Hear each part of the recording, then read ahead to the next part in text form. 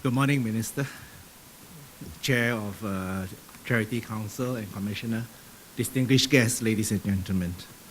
Now, after listening to what I have to say, some of you will feel that you don't have any of these issues in your organizations, and therefore you should compliment yourself and aim to do even better. But should, after you listen to some of these comments, it gives you some discomfort, maybe it's time to do some reflection and do some changes necessary within your organization. I think all of us in building our organization, we are on a journey. It's not something you can arrive overnight, but you should reflect, aim to keep on improving yourself. So when we speak of good governance, good corporate governance, I think it's useful to look at least one definition. And the OECD Principles of Corporate Governance states, corporate governance involves a set of relationships between a company's management, its board, its shareholders, other stakeholders. So there is a lot of parties involved, and corporate governance provides a structure to which the objectives of the company are set, and the means of attaining these objectives and monitoring performances are determined. So within it, there are many players, but very clearly, be it a society or a company, there must be a core that links all these stakeholders together. So for this morning, I'd like to focus on the board itself.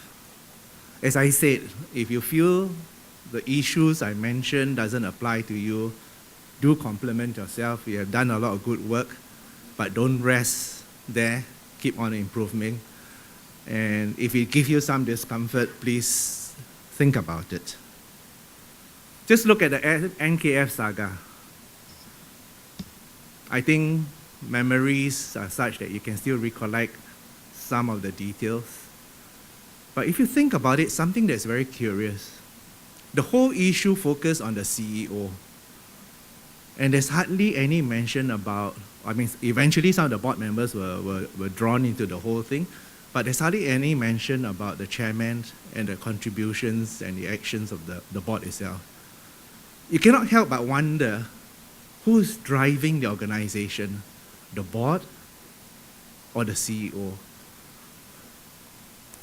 You know, I've attended meetings at certain organizations where board members turn up at the meetings with the pre-circulated materials still in the envelope. They haven't opened the envelope. They have not read the materials. They have not prepared for the meeting. As such, if the chair takes the materials as read and only invite presenters to highlight certain key issues and then ask the board members any questions for clarity. Now, not having prepared for the meeting, obviously there are no questions, and the chairman is quite happy. He run very short meetings, very prompt, and eventually even the board members will compliment the chairman for a very efficient meeting. But in such an environment, the chairman suffers from the lack of reaction and input from board members. This is indeed a very dangerous environment, as a strong chair would de facto be a dictator. You know, in organizations which provide specialized services, it is very important for board members to familiarize themselves and to acquire the essential basic knowledge of what the organization is all about. I'm not sure whether many organizations formally have orientation sessions for new board members and take them through what the organization is all about so that the board members come and understand what they're there for. It's just quite sad when I see it doesn't happen often enough. And several of the boards that I know of, that I've been a part of, it's a very nice place to be in, where everyone very friendly, but nobody really truly appreciates what the organization is all about. Some board members hold office for decades, including the chair. Undoubtedly, there are founder board members who have contributed much and would have been key to establishing the organizations, sometimes against the odds. Retaining such individuals on the board for years on end surely cannot be the way to recognize their contribution. There are other ways of honoring them, and the board needs to evolve according to the development of the organization.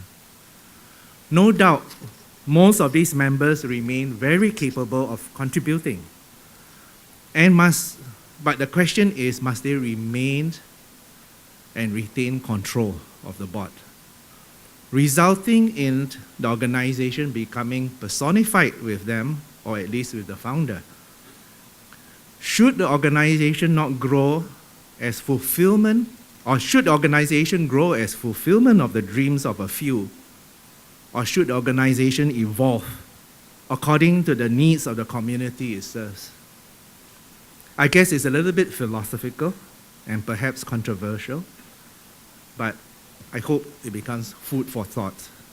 So let's start from the beginning. How are board members selected?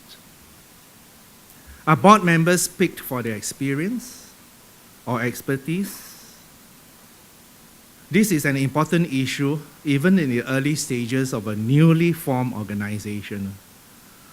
Certainly, being a small organization, you may perhaps not need so much expertise, such as an individual to chair your audit committee or an individual to chair your finance committee. But as the organization grows and the finances builds up and the complexity of the business becomes more of a challenge, you need to find individuals with the relevant experience and expertise. For very large organizations like the NKF, it is critical. For the NKF, university endowment funds, and such larger organizations with large cash balances, you need to have qualified or at least very experienced people to chair your audit committee, to chair your finance committee, and especially to chair your investment committee.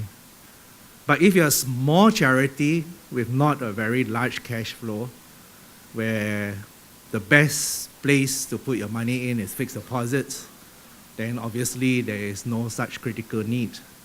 But even then, you need to find an individual with some basic knowledge. I have encountered a number of occasions with smaller charities where they place money on fixed deposits. And because the sum is quite small, the most convenient way is always roll over the fixed deposit. Minimize administrative processes. But you know something that sometimes, sadly, the bank officers don't tell you? In an environment of increasing interest rates, rollover is a disfavor to the organization because it's rollover at the old rate. They will not, in the rollover, it will not be updated to the latest higher rate. So even in the case of fixed deposit, something as simple as that, there needs to have at least that basic understanding. Now, of course, the usual retorts that I encountered is that it's so hard to find volunteers, let alone a busy professional to come forward to serve. Well, with a rapidly aging community, there is a growing pool of retired professionals that you can tap on. And this leads me to the next topic of limiting the terms of board members. There is always heavy resistance on this topic when I raised it, again on the basis that it's so hard to get volunteers. I personally totally disagree with this opinion. The Council for Third Age, which has been around for about 7 years now, has been very successful in renewing its board. And I really have to thank the contributions of the Center for Nonprofit Leadership that has been very effectively helping me to source for potential board members. and helping with the matching process. And for the last 3-4 years, every year I've been bringing in new board members and training and grooming them up. The latest SG Care also has been very successful in reaching out to many who wishes to volunteer but don't know how to begin. If you haven't already tapped on such resources, please do try. It is my view that the social service sector can play a big part in growing the pool of potential volunteers by ensuring at least 1/3 of the board comprises of unknown volunteers. Think about it. If 2/3 of the board comprising of seasoned volunteers don't have the capacity or capability to groom, to develop newcomers, something is not quite right. And if we just continue to depend on what the term is usual suspects, and the pool of volunteers don't grow, then it's so much the poorer for our organizations. I've also found that professionals and volunteers in general are quite fearful that once they get on board, there's no escape. So by embedding terms limit, potential volunteers can be assured of their commitment term. This is very helpful in breaking down resistance towards volunteering. 2 terms of 2 years each is quite doable. Get the volunteer on board first for the first 2 years. Don't speak about the 2 terms. Just say, come on for 1 term for 2 years. And if the volunteer likes what is being done, he will usually continue for the second term of 2 years. Is 4 years too short? With a rapidly changing environment, I feel that 4 years or perhaps a maximum of 6 years is adequate. In any case, in that time spent, 4 to 6 years, there is really a need to review and update, or at least reaffirm the mission and vision of the organization. New blood has to be infused to help the organization keep pace with the changes. For example, in the past, there's really no need to seek expertise to help you with IT issues. Today, with a growing reliance on IT, it is indeed helpful to have individuals on the board to provide the necessary guidance for the wider adoption of IT solutions. Retiring board members with a continuing interest can always serve as an ordinary volunteer. After all, isn't it about serving the cause and not about the office title? Of course, there could be tension, as a retired board member, now as an ordinary volunteer, might not like some of the changes being made to processes or the organization objectives. But progress often requires change.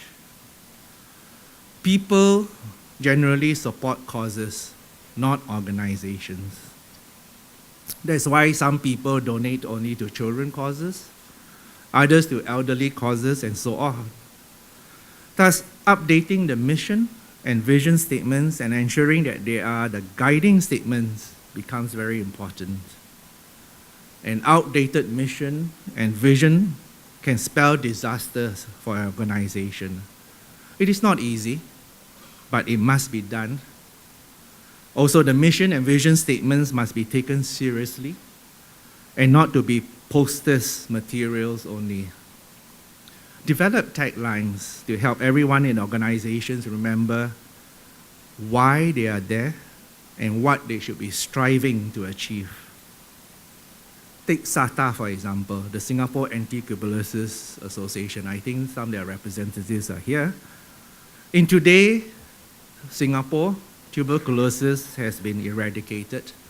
And so SATA went about to reinvent itself, to continue to remain relevant to the community that it serves, and to ensure the future.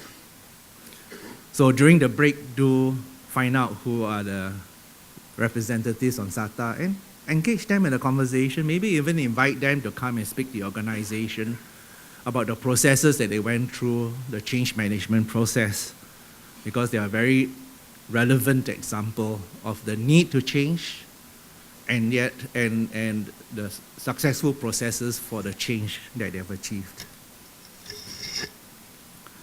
Now, even the model for charity organizations should be challenged.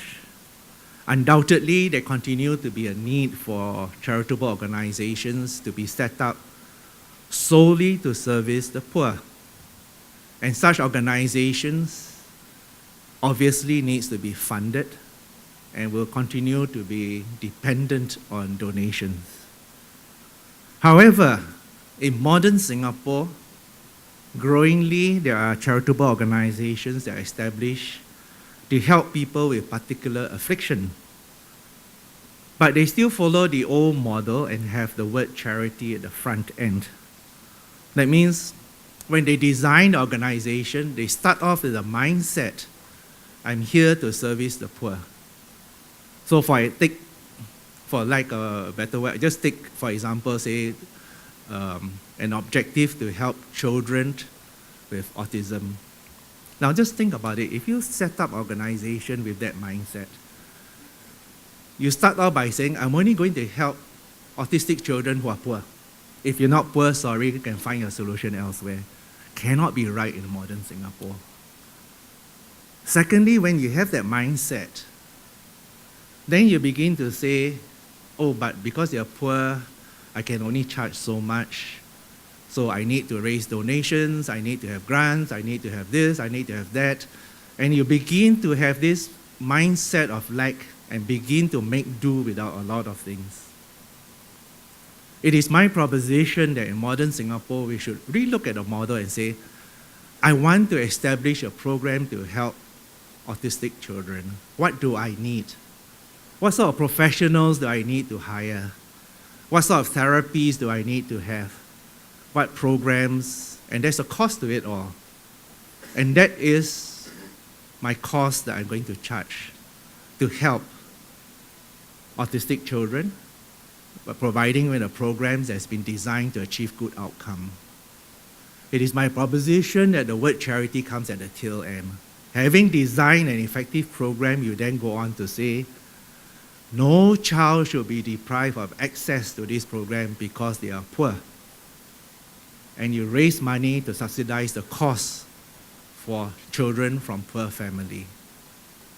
Just compare the two models. In this proposition, even the poor have access to quality programs with good outcomes.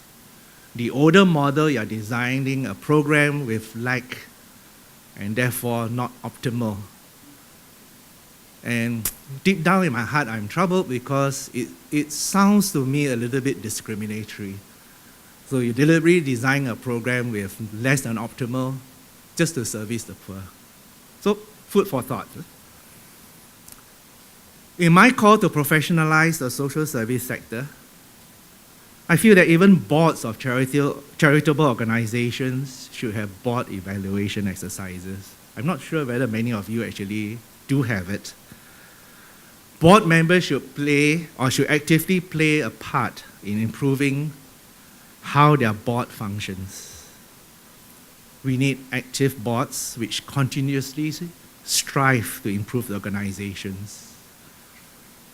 Now, I emphasize board members should visit other organizations and learn best or good practices from the other organizations and not work in isolation. How can you provide good service or good advice when you do not know what others are doing? And even others who are perhaps doing better than what your organization is achieving. In the social service sector, we should be collaborative and not competitive. Do we not serve the same community? And it is the people we serve which matters. We should be aiming at providing quality service and not on just set our mind on being the biggest organization. It is fine if you can be big and yet provide quality service with good outcome. But if you're just expanding and not ensuring that you're achieving good outcomes, something cannot be right. It is always good to pause regularly, take stock, and consolidate the organization's efforts. The temptation to do everything good under the sun is real. And it is just too easy to forget the mission and vision of the organizations and not focus on outcomes. So is your organization focusing on outcomes, or are you still stuck on the numbers game or focusing on outputs? It is really the outcome that matters. And ultimately, once you have moved to outcomes, an even more important measure is the social impact that your program is achieving on the community. These are very big topics. I leave it to you to Google and find out more about it. But I just want to give you one example about the importance of learning about social impact ultimately. A study was done in Australia about social impact, and they studied on a program called Meals on Wheels. So volunteers group deliver meals to the elderly who are isolated living at home, and they did a study about the social impact of such a program. What they discovered was that, yes, the elderly was very happy at the time when the meals had been delivered, but it was less about the meals than about the interaction with the volunteers who come knocking at their door and delivering the meals. It was the people interaction that was important. And with that realization, the program was then converted from Meals on Wheels into Wheels for Meals, which means they go around and collect the elderly, the isolated, and bring them to a center and organize social interaction activities. And they found the well-being of these individuals actually improved, because what they needed as human beings is not more isolation, but more interaction. So think about it. Doing good in itself is just not enough. Think about the outcome you're achieving, and ultimately, what is the social impact you're achieving. Actually, there's another example I'd like to give you as well on social impact in the study. I'm very excited over this topic, but unfortunately, until we move to outcomes, I don't think we can shift into social impact mode. The Salvation Army, I don't know whether any representative is here.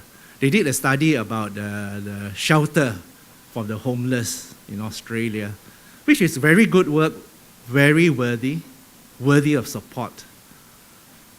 And in that study, they discovered that in that area, the local government was actually promoting low-cost housing and helping people to be independent and to afford this low-cost housing. But when there's free shelter, who wants low-cost housing? Because you get shelter, meals, and so forth. So you find the two programs actually contradict each other. So, as I said, just doing good is not enough. You have to see the whole picture. How does it fit into the community, and does it help the whole community to be better and to level up?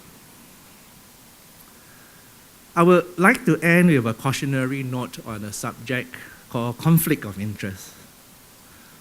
In this very connected world, it is so easy to slip up sometimes with the goodness of one heart.